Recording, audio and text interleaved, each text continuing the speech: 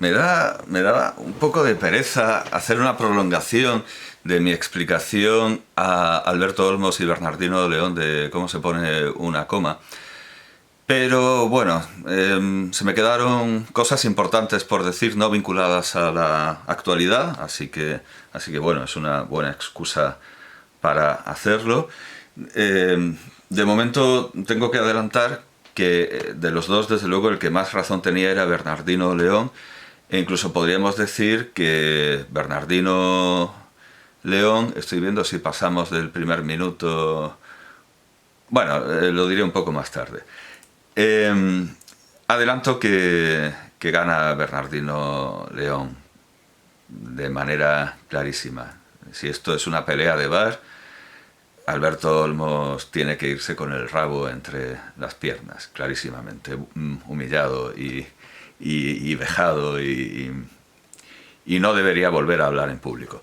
Pero bueno, tratemos primero lo que no es de actualidad, porque fui un poco duro con las lenguas semíticas, porque dije, claro, es que ni siquiera escriben las vocales, claro, no escriben las vocales porque son las primeras alfabéticas. Desde luego el alfabeto es un invento semítico, es una invención semítica, así que bastante que tengan un sistema alfabético y no la complejidad enorme, la complicación enorme de los ideogramas.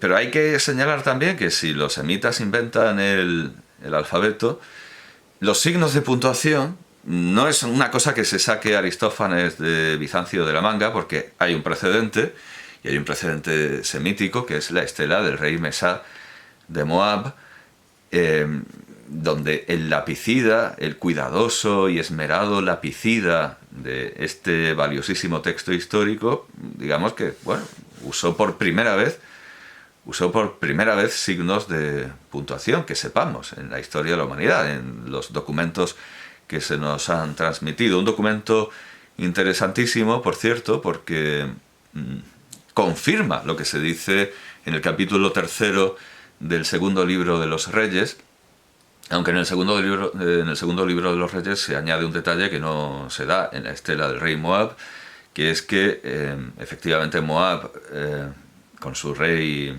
Mesá, venció a la casa de David, a los israelitas, bueno, claro, porque estamos hablando de los reinos de... Venció a los judíos, digamos que venció a los judíos. Pero omite el detalle que da la Biblia, el detalle curiosísimo de que Mesá estaba perdiendo la guerra, estaba usando todos los medios a su alcance, todas las vías de combate a su disposición, y viendo que perdía, tomó una decisión extrema, una medida de guerra, una medida de combate última, y sacrificó a su propio hijo en holocausto sobre las murallas. Con lo cual parece ser que su Dios se supervitaminó y metió miedo a los israelitas. No sé, es que ahí parece que la Biblia esté dando valor, esté concediendo valor a los sacrificios humanos que su Dios desde el principio, en el Génesis, les había dicho que no hacían falta con él porque era lo suficientemente poderoso. Y ahora resulta que los moabitas sacrifican, queman por completo al hijo del rey, al heredero además, encima de una muralla, y con eso meten miedo y hacen que huyan los israelitas. Claro, hay dos interpretaciones posibles que no necesariamente llevan a inferir que sacrificar a tu propio hijo y meterle fuego por completo sea algo que pueda superar el poder de Yahvé o de Elohim. Una interpretación que creo que está sostenida por textos paralelos es que los israelitas los judíos eran unos gedeones y unos buenos para nada y unos pazguatos y unos timoratos y bueno, creyeron que eso podía subvertir la batalla por sus propios temores y no por la realidad. Bueno, desde luego, en el mundo real, en el mundo de la estrategia real, sacrificar al hijo del rey no tiene efectos bélicos. Así que puede deberse más bien al terror de los israelitas que a la verdadera fuerza supervitamínica que pudiera alcanzar el dios de los moabitas. La otra interpretación es que el ejército se viera enardecido por el ejemplo de su rey, por el sacrificio de su rey, y efectivamente la furia de los moabitas hiciera retroceder a los israelitas. Bien, esto había que decirlo. Los signos de puntuación nacen en el ámbito semítico, al igual que el alfabeto, claro. Bien, esto es importante. Los signos de puntuación no los inventa Aristófanes de Bizancio. Hay ejemplos aún más antiguos, mucho más antiguos. Lamentablemente, el lapicida de la estela de Moab no tuvo sucesión, no tuvo escuela. Era un buen invento, pero a la gente, bueno, el mundo antiguo pasó bastante de esto. Bien, y ahora volvamos al asunto de Alberto Olmos y Bernardino León, etcétera.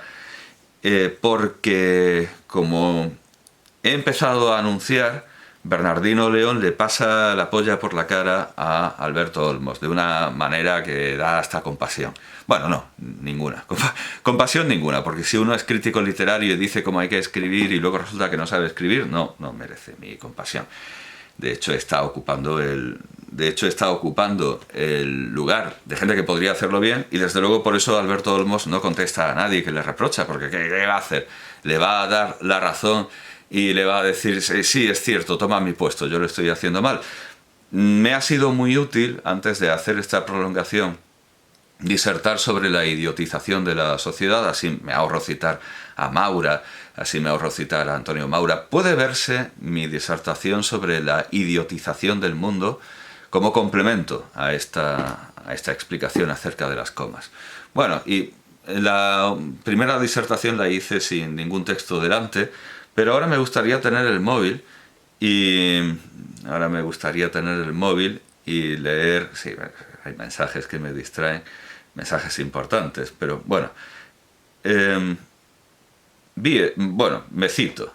Veo este nombre desconocido entre los defensores de Alberto Olmos y lo etiqueto para que lo vea. Sé que no va a contestar, pero que se joda. Entre los defensores de Alberto Olmos, no me va a contestar porque la proporción entre lo que tiene que perder, entre el ridículo que puede hacer y los seguidores que puede ganar, porque a mí no me sigue casi nadie, pues no le renta. Entonces, esta gente nunca va a contestar a alguien que no sea Jordi Wild o Pedro Sánchez. Bueno, pero lo etiqueto para que se joda. Veo este nombre desconocido entre los defensores de Alberto Olmos y me pregunto por qué me bloquearía. Lo busco. Y bueno, pues leo la conversación. El señor en cuestión, el crítico, vamos a ver, se anuncia como, dice, escribo en Jotdown, La Nueva España, trama y fondo. Bueno, en fin, un escritor cultural, un crítico cultural. Bueno, pues hace esta cita supuesta de Camilo José Cela, Mazurca para dos muertos. Llueve mansamente y sin parar, llueve sin ganas, pero con... Claro, entonces, repite mucho la palabra llover, pero cualquiera que haya leído Mazurca para dos muertos recordará que lo que repite es Orballa, Orballa. Llueve en algún momento puede ser, pero Orballar es la gran cita. Y entonces pregunto, ¿llueve u Orballa? Y me dice, llueve, llueve.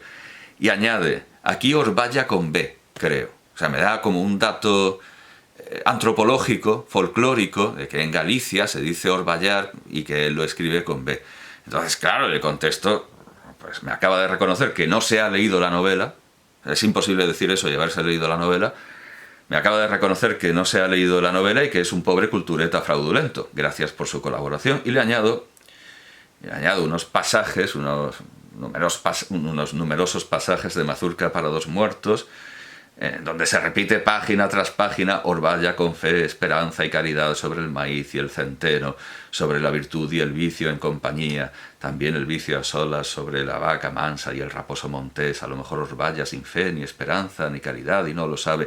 Bueno, no voy a leerlas todas. Si uno dice haber leído Mazurca para dos muertos y cree que Orballa es con B, o que no sale en la novela, no se ha leído la novela. Está mintiendo. Está mintiendo. Y bueno, ¿qué me dice este hombre? está bloqueado, pero bueno, me decía, no sé, bloqueado por faltón o algo así. Hombre, vamos a ver, no se ponga a hacer el ridículo. Bueno, y claro, a raíz de esto yo me pregunto, pero es que, o sea, me pregunto del mismo modo que me preguntaba en los 90, pero es que no hay ningún alcalde, remedando el chiste de Chiquito, pero es que no hay ningún alcalde del PP al que le gusten las mujeres. Sí, a Rita Barberá. Pero es que no hay ni un solo crítico ni periodista cultural en España que primero se vea asaltado por la más remota sombra de duda acerca de que él mismo puede escribir bien. Segundo, que sepa escribir, que escriba sin faltas de ortografía ni de sintaxis. Y tercero, que se lea los libros que critica, que se lea los libros que reseña. Yo siempre recuerdo una crítica de Gullón a los... Gullón hijo, creo. Sí, no de Ricardo Gullón, sino del hijo. Ya empezamos mal, ¿verdad? ¿Por qué este señor hace reseñas en un periódico? Porque es Gullón hijo. Bueno, pues Gullón reseñó Los 7 ahorcados de Andriejev diciendo que eran 7 jóvenes idealistas. No eran 7 jóvenes idealistas. O sea, no se ha leído usted el libro que nos está explicando aquí de una manera... Otro ejemplo sangrante es Gonzalo Torné, que este es tan malo, es un escritor tan detestable, tan analfabeto, tan íntegramente analfabeto, que hasta el propio Olmos se dio cuenta y le escribió, no sé si un artículo o varios, dándole cera, merecida, claro, porque a este crítico que nos explica los libros, lo he visto insultar gravísimamente a Juan Manuel de Prada por un romance que escribió al estilo de Jaime Capmany, porque Jaime Capmany escribía romances. Lo que pasa es que Jaime... Es que no quiero confundirlo con el diputado a Cortes de Cádiz. Es Jaime Campmany, sino... Es que claro, es como Vilallonga y Villalonga. Campmany. Pero bueno, como era de Murcia, Campmany. Bueno, pues él escribía romances en una columna. Pero como Juan Manuel de Prada no tiene una columna sino un recuadro, le dio por escribir su romance en escritura continua, como muchas veces se ha editado. Claro, cuando los signos de puntuación no estaban desarrollados. También me hubiera gustado explicar que en el castellano, en la ortografía del maestro Alejo de Venegas, lo que se propone como coma y también en Nebrija, bueno, la división mínima, que es la coma, no aparece como coma sino como 2 puntos. Todo eso podría haberlo comentado. El caso es que Juan Manuel de Prada escribió un romance en escritura continua sin pausa versal. Y entonces este genio, Gonzalo Torné, escribió en su Twitter que no le gustaba esa prosa poética que no rimaba. Algunos creímos que estaba de broma porque no se puede ser tan ignorante, pero cuando empezó a insultar gravemente a todo el mundo que intentaba explicarle que eso era un romance, pues me di cuenta de que sí, tiene una ignorancia abisal, una ignorancia increíble, portentosa. Un auténtico prodigio que alguien tan inculto, alguien tan ignorante se asome a un periódico a darnos lecciones. Y además es que poco antes de demostrar este fraude intelectual, poco antes había... No me voy a levantar, pero había escrito un artículo explicándonos el Genji Monogatari de la dama Murasaki, de Murasaki Shikibu. Bueno, sí, venga, me voy a levantar, aunque quizá estaría bien que quitara el ordenador que he cerrado antes. O sea, me parece útil, debería haberlo previsto antes, pero me gustaría que ustedes se dieran cuenta. Voy a enseñarles mis ediciones del Genji Monogatari. Ahora vengo. Bueno, perdón. Aquí tengo la que para mí es la mejor, la más literal. Bueno, eso no quiere decir que sea la mejor. Esta es la de Everyman, traducida por Simon Sticker. Esta es, digamos, la más literal. Por cierto, tiene, lo voy a decir, tiene 1184 páginas. Vale. Luego, también, ahora vengo. Luego tengo la edición de... Aquí está, la edición de Norton, de los clásicos Norton, que es una edición con muchos ensayos, y entre los ensayos está el prólogo, o quizá los prólogos a las dos traducciones. Bueno, es tan fácil como mirar el índice. Vamos a ver. Hay unos ensayos de... ¿Hay algún texto contemporáneo? Sí, ¿no? Hay una sección de textos contemporáneos y luego están los ensayos, entre los que destaca... vaya, yo pensaba que había aquí uno de... No, me faltan cosas. Que van a ser arrastrando... Qué raro. Tiene que haber otra sección... Ah, sí, claro, es que lo meten en contextos. Sí, yo estaba convencido de que había uno de Woolf, de 1925. Sí, está el prólogo a la traducción de esta obra al japonés contemporáneo, vamos, al japonés contemporáneo de 1913 por Akiko Yosano. Y Akiko Yosano nos dice que sí, que es una obra muy, muy difícil, por supuesto, imposible de comprender para el japonés de la calle, el japonés que no esté versado en el mundo de la corte de un siglo tan remoto. Nos dice que tengamos paciencia y que la segunda parte nos recompensa el esfuerzo de haber aguantado. Y luego tengo una rareza que es, bueno, no es... Dado que la traducción de... Ahí está. Tengo esta traducción italiana, que no está, perdón por el movimiento. Tengo esta traducción italiana de Arthur Welly, retraducida por Adriana Motti, bueno, con sus notas, y la de Welly es más poética, más legible. Yo recomendaría, desde luego, empezar por la de Arthur Welly. Aquí tengo los dos volúmenes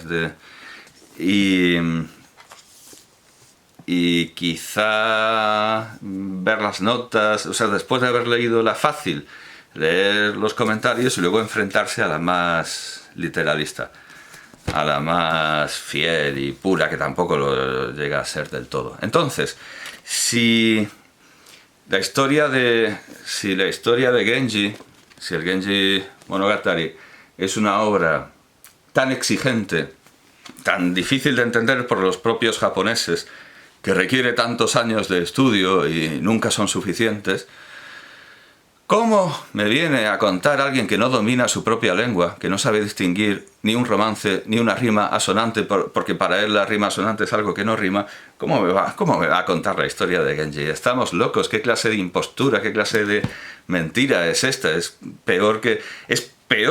Bueno, ahí le anda, ¿verdad? Está a la misma altura que el cabestrillo de Sara Santaolalla. Es una impostura colosal. Es el rey que va en pelotas y nos va restregando los genitales a todos por la cara.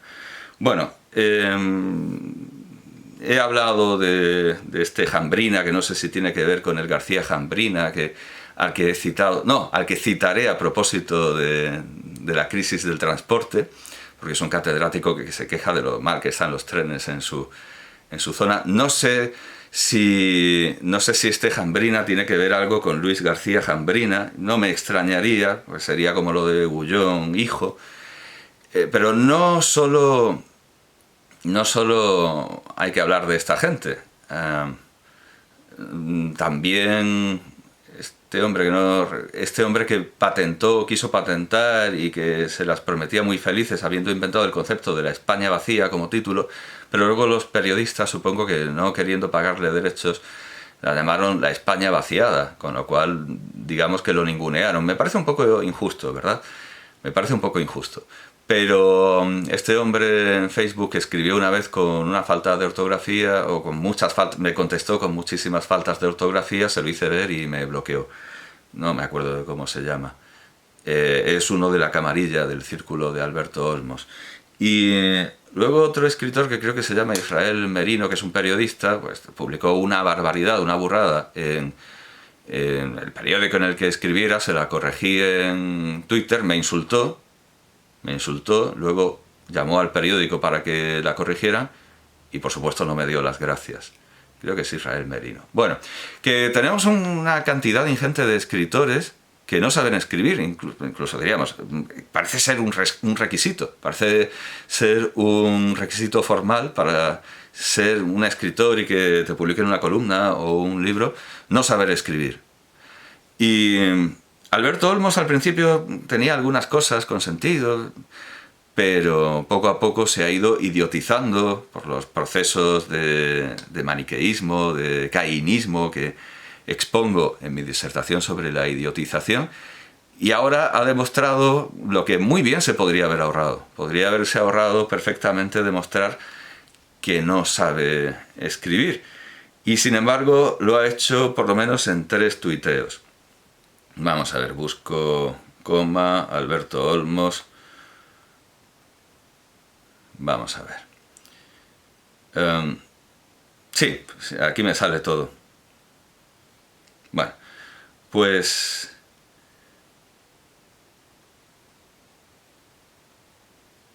Bueno, no lo voy a dar por... En 2021 decía, saber poner una coma de primero de EGB no creo que tenga nada que ver con superioridades de ningún tipo. El orgullo analfabeto quizás sí. Claro, es que ha ido empeorando, se ha ido deteriorando, ha ido teniendo un deterioro cognitivo, una degeneración neurocognitiva, como todo el mundo que nos rodea, porque el medio ambiente en el que vivimos nos invita a ello. Bueno,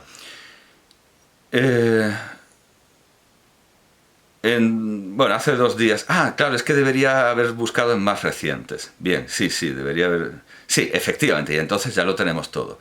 Hace 2 días escribió, no saben poner una coma, pero saben quién es el mejor escritor, porque Bernardino León le criticaba censurar a una escritora mejor que él, mientras que él no sabía poner una coma. Bueno, pues el que no sabe poner una coma es Alberto Olmos. Y esto se verifica por el siguiente comentario que hizo. Bueno, dijo, síganme para más lecciones de ortografía desde Carabanchel a Nepo Babies. O sea, con ese resentimiento de clase, cree que él es superior por ser pobre.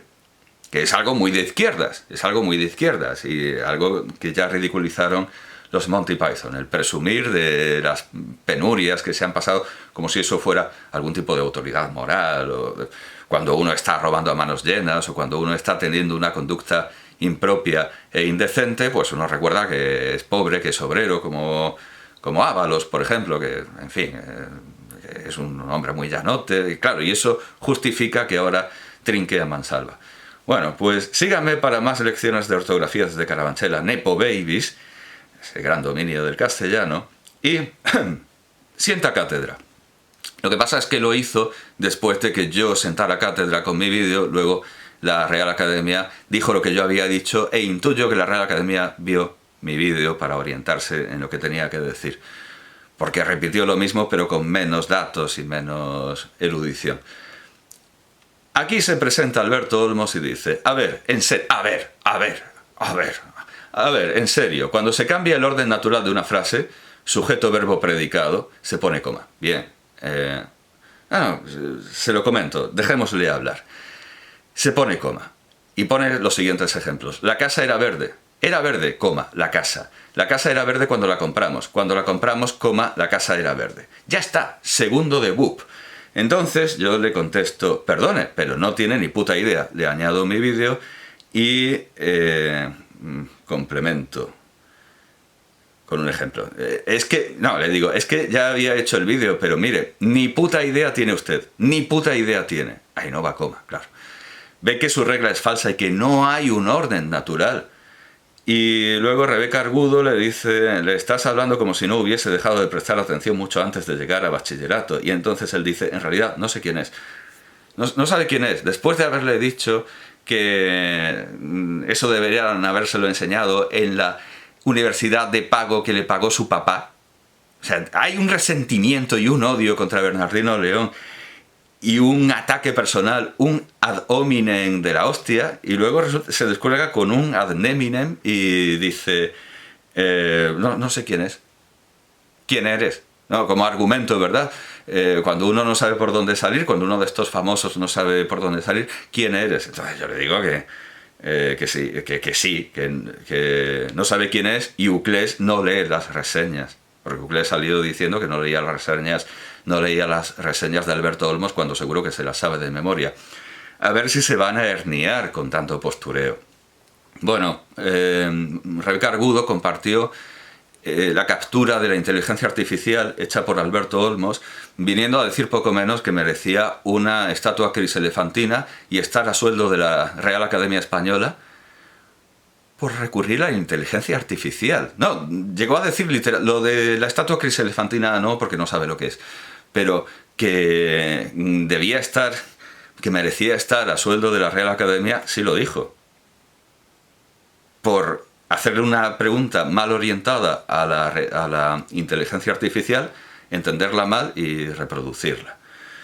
Bueno, lo que me preocupa, o sea, hasta aquí nada grave. Alberto Olmos es uno de los muchos escritores que no saben escribir, como todos los que he citado. Esteban Brina, Gonzalo Torné, ese Gullón que se leía, a lo mejor se ha muerto ya, ese de Gullón que se leía cosas, que no se leía cosas y hablaba de ellas, pues como todo el mundo. Es que aquí nadie sabe leer y nadie se toma la molestia de hacerlo. Y nadie sabe escribir, o sea, nada grave. Pero sí que me preocupa que en los comentarios hay mucha gente que dice que eso lo estudió y que eso lo vio. Y es como lo de la entonación de «ha llegado ya el butanero», esa entonación absurda que pues parece ser que algunos maestros o profesores o qué sé yo de otros tiempos les enseñaban esta chorrada que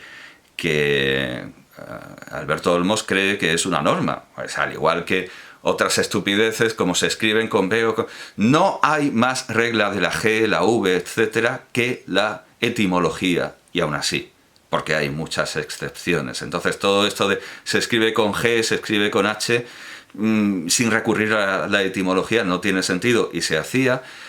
Y bueno, esto de la entonación también es una estupidez que no tiene sentido.